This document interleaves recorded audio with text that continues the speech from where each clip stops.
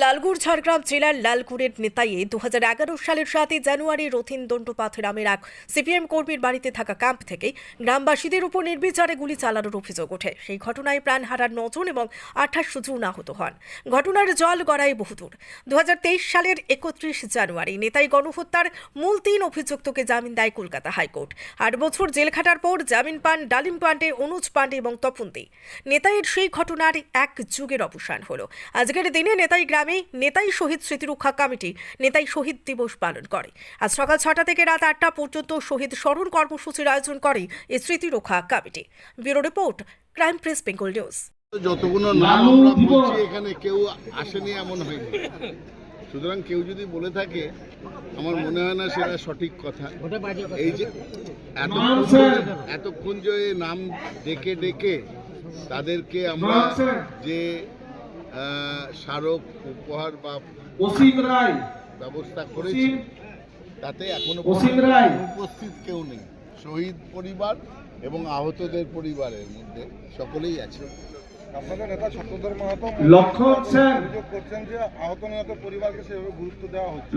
বলেননি সেটা, উনি বলেছেন মমতা বন্দ্যোপাধ্যায় গুরুত্ব দিয়েছেন, মমতা বন্দ্যোপাধ্যায়ের হাত ধরে জঙ্গলমহলে শান্তি এসছে এবং তিনিও মনে করেন যে এই শান্তি বজায় রাখতে গেলে এখানে যাতে সিপিএম এবং এখনকার সময় বিজেপি যাতে জায়গা না পায় সেই দিকে লক্ষ্য রাখতে হবে।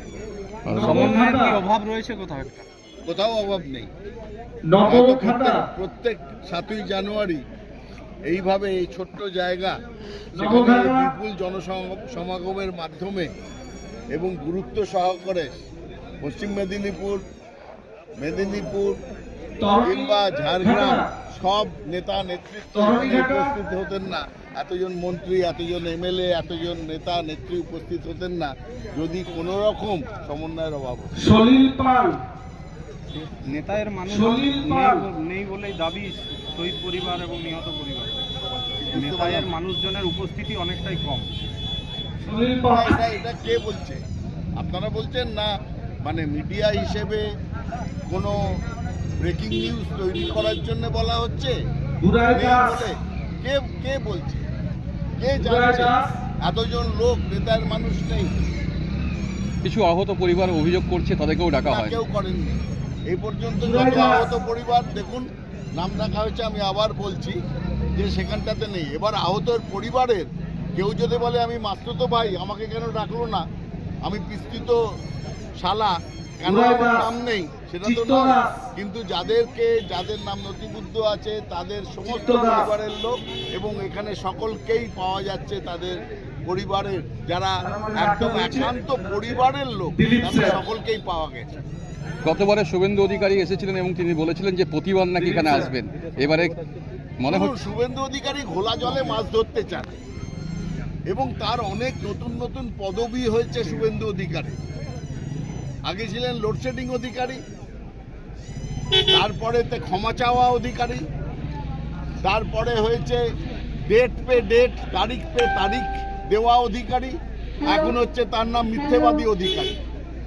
তিনি মানুষকে শুধু মিথ্যে কথা বলেন এবং মিথ্যে কথার ওপরেই তার সমস্ত রাজনীতিটা দাঁড়িয়ে আছে। আর দুর্নীতিগ্রস্ত অধিকারী সেটা তো প্রথম থেকেই ছিল, যেদিন থেকে নারদার টাকা হাত পেতে নিয়েছিলেন। সেটা তো নতুন করে আর বলার কিছু নেই। শুভেন্দু অধিকারী মিথ্যের বেশাতি করা, ভুল কথা বলা, বাজে কথা বলা একজন নেতা, তার কাছ থেকে আর কিছু নতুন আশা করা যায় না। নন্দীগ্রামে যেখানে শহীদ বেদি রয়েছে তার সামনে যে পতাকা, দলীয় পতাকা, তা নিয়েও তিনি রাজনীতি করছেন, এই বিষয়ে কি বলবেন? শুভেন্দু অধিকারীর সম্বন্ধে যত কম করা যায় ততই ভালো। তিনি শুধু খোলা জলেই মাছ ধরতে জানেন এবং বাংলার সঙ্গে বিশ্বাসঘাতকতা করেছেন, বাংলাকে বিক্রি করে দেওয়ার চেষ্টা করেছেন, বাংলার গরিব মানুষের পেটে লাথি মেরেছেন, আর এখন এই শহীদদেরকেও বিক্রি করার চেষ্টা করছেন। তার মতো নিম্ন রুচির রাজনীতিবিদ পশ্চিমবাংলায় এ পর্যন্ত, স্বাধীনতার পরে এ পর্যন্ত আসেনি। Thank you.